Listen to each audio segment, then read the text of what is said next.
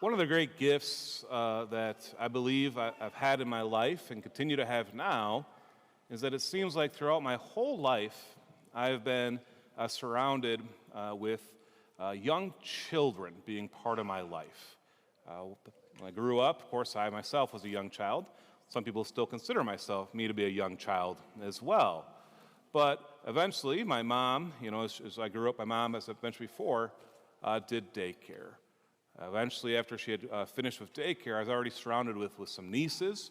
And now, of course, being a pastor in a school, and even as an associate, I was at a parishes with schools, I was always around, and I always am around in a certain sense, young children.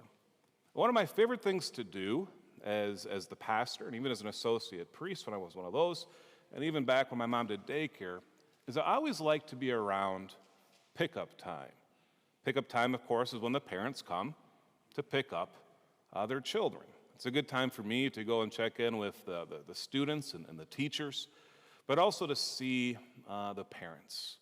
My favorite time to go to see pickup time actually is either in the toddler community or with the children's house kids. Children's house is a Montessori word for preschool. Because those children, the ages, 16 months to about 4 or 5 years old, when they see their parents, you see the biggest smile of the day. They can see their parents coming. Sometimes they see the car coming, they start running to the car. That's a little dangerous. We've been working on that, right? But here at St. John the Baptist, I see it, and even back when my mom did daycare. The kids kind of even knew when their parents were going to be there because they know, okay, this child goes, and then I'm more than likely my parents going to come next. And you can just see them, and I still see it now, the children running into their parents' arms. You can definitely say that they rejoice when they see their parents, and how beautiful that is. Today, we hear about the apostles, and they rejoice when they see who? When they see the Lord. Here he is. He appears to them. And what does he say? First and foremost, peace be with you. Peace be with you. And when he had said this, he showed them his hands and his side. I just love this. I just caught that this week for the first time in this gospel passage. The disciples rejoiced when they saw the Lord. Maybe not in the same expression that a little 3-year-old would have, but when they saw the Lord, they were filled with what? They were filled with joy because they knew that he is risen, that he is no longer in the tomb. And of course, we know that we too are called to rejoice with the Lord as well. Although I often wonder, do you think the apostles rejoiced when they first saw him? Or was it until he said, peace be with you? Because the last time they saw the Lord, he was being led to the passion. He was being led to the cross, and they had abandoned him. You almost think in a little bit they might have that reaction like maybe when you see your parents as a high school kid or a college kid at a place that they know you're not supposed to be, and they bust you there. Not that that's ever happened to any of us going, what are you doing here? And then they go, what are you doing here? And maybe at that point we don't rejoice. Maybe at that time we have a little fear.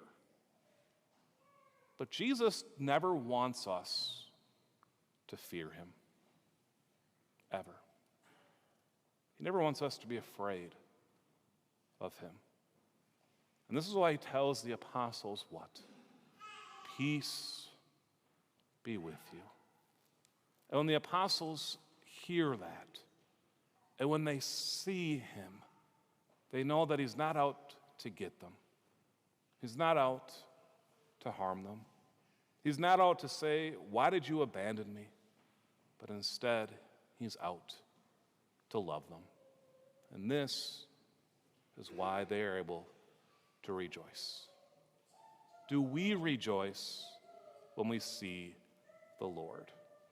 If the Lord were to show up right now, which he will, by the way, in the presence of the Eucharist, but if you were to come down into this world right now in his second coming, would you be excited?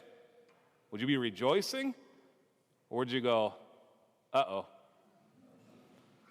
I should have gone to confession.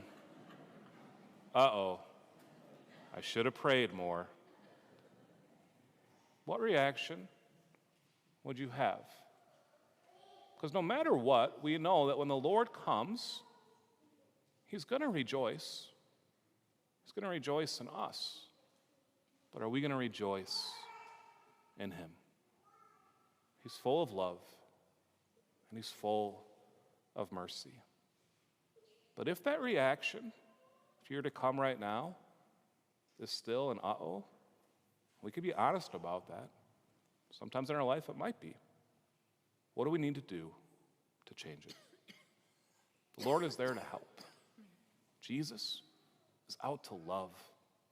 He's not out to harm. He wants to give us his peace. And he wants us to have that reaction that a toddler has, that when we see him, we run into his arms with no fear at all, rejoicing in him.